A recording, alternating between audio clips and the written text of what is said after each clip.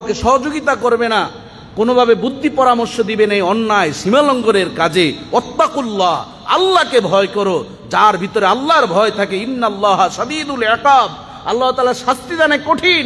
পরকালকে ভয় করো, আল্লাহকে ভয় করলে একজন আরেকজনকে গুলি করে হত্যা করতে পারে না। কথা ঠিক কিনা বলেন?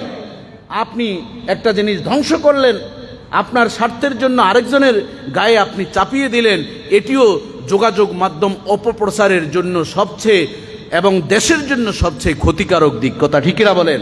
এই জন্য বাবাজি বন্ধুরা আমার, রাসূলুল্লাহ সাল্লাল্লাহু আলাইহি ওয়াসাল্লাম বলছেন, আল্লাহ রাসূল বলছেন, মান দাল্লা আলা খায়রি ফালাহু মিথলু আজরু ফাইলিহি ওয়া আমিলিহি। রাসূলুল্লাহ সাল্লাল্লাহু আলাইহি ওয়াসাল্লাম বলছেন, কোন বান্দা যদি কোনো উম্মত যদি একটা ভালো কাজের রাস্তা দেখিয়ে দেয়, ফালাহু মিসলু আজরি ফাইলিহি, যেই বান্দা ভালো কাজটা করবে আর যাকে দেখিয়ে দিয়েছে সেও যদি ওই কাজটা করে, ওই একটু দেখিয়ে দেওয়ার কারণে যিনি কষ্ট করে করেছেন তাকেও সমপরিমাণ সওয়াব দান করা হবে।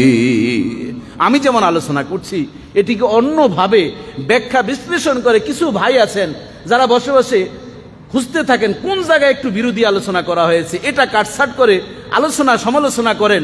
এই সমালোচনা আলোচনা করে কোনো লাভ হবে না, এই জন্য এই ভাগ্য আপনারা বরণ করতে হবে। কথা ঠিক কিনা বলেন? আপনি যদি আমাকে শাসন করেন এক আঙ্গুল দিয়ে, আপনার দিকে এই তিনটি এবং এই একটি, এই চারটি আঙ্গুল আপনার দিকে আছে। কথা ঠিক কিনা বলেন? বন্দুকের তাক আপনি করবেন, একটি দিয়ে আপনি কাট্টুস করছেন আর চারটি আপনার দিকে হাত ছানি দিচ্ছে, ওই ভাগ্য আপনাকে আমাকেও বরণ করতে হবে। কথা ঠিক কিনা বলেন?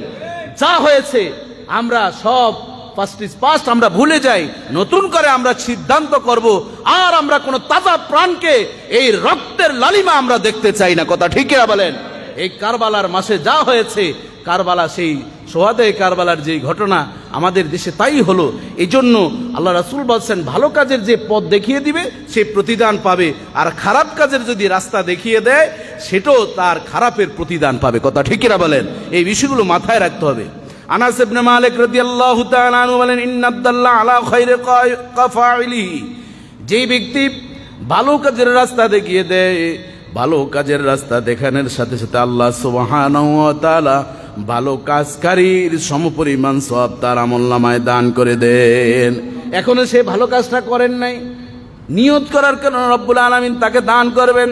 তথ্য প্রযুক্তি ব্যবহারের ক্ষেত্রে অনেকেই সুযোগ নেয় যে এ ধরনের আলোচনা করা, যেমন আজকে আমাদের লাইভ হচ্ছে, ভিডিও হচ্ছে, অনেকেই টিভির অনুষ্ঠানগুলো প্রচার করছে এবং ওয়াজ মাহফিলে প্রজেক্টর ব্যবহার করা হচ্ছে। আমাদের দেশের কিছু মুফতিয়ানে কেরাম রয়েছেন যারা হচ্ছে গরম মুফতি। এরা কোন মুফতি বলেন না? কি মুফতি? গরম মুফতি। ইংলিশে বলা হয় হুমিজিক্যাল মুফতি। কি বলা হয়? হুমিজিক্যাল, এক ঘুমি মুফতি। মানে যা বুঝছেন উস্তাদ থেকে এর বাহিরে নড়সড় হতে রাজি না। মুক্তাজায় হাল, অবস্থার চাহিদা অনুযায়ী চলবে, একটা পরিবেশকে মেনটেন করবে, এ ধরনের চিন্তা নেই। ডু অর ডাই, এরকম কিছু মানুষ আছে না নাই? বলে পুলিশদেরকে মারলে শহীদি মরণ, এরকম কিছু জিএমবি আমাদের দেশে আছে না নাই? ডিসি সাহেবকে মারলে শহীদি মরণ, অমুক রাষ্ট্রের একজন বড় ব্যক্তিকে মারলে শহীদি মরণ। তোমাকে এই শহীদি মরণের দায়িত্ব কে দিয়েছে? তুমি আইন প্রশাসন হাতে তুলে নিবে, তুমি তাহলে বড় প্রশাসনিক কর্মকর্তা হয়েছ। এ ধরনের আইন হাতে তুলে নেওয়া ইসলামও কোনোদিন সাপোর্ট করে না। কথা ঠিক কিনা বলেন?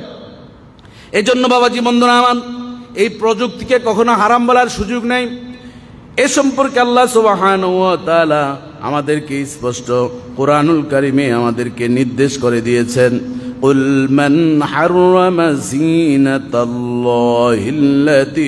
আখরাজা লিইবাদি। প্রিয় নবীকে রাসূলুল্লাহ সাল্লাল্লাহু আলাইহি সাল্লামকে আল্লাহ তাআলা নির্দেশ করছেন, কুল, হে রাসূল আপনি বলেন, মান হাররামা যিনাতাল্লাহ, কে হারাম করবে জিনাতাল্লাহ, আল্লাহর এই সৌন্দর্যকে। এই সৌন্দর্যের ব্যাখ্যায়, জিনাতের ব্যাখ্যায় আল্লাহ মালুসি রহমতুল্লাহ আলাইহি বলেন, ইসলামকে প্রচার প্রসারের জন্য যেই সৌন্দর্যতা রয়েছে, মাধ্যম রয়েছে, তা বোঝানো হয়েছে। এই জিনাতকে অসুন্দর বলবে, হারাম বলবে আল্লাতী আখরাজা লিইবাদিহি। এই সৌন্দর্যতাকে প্রচারের জন্য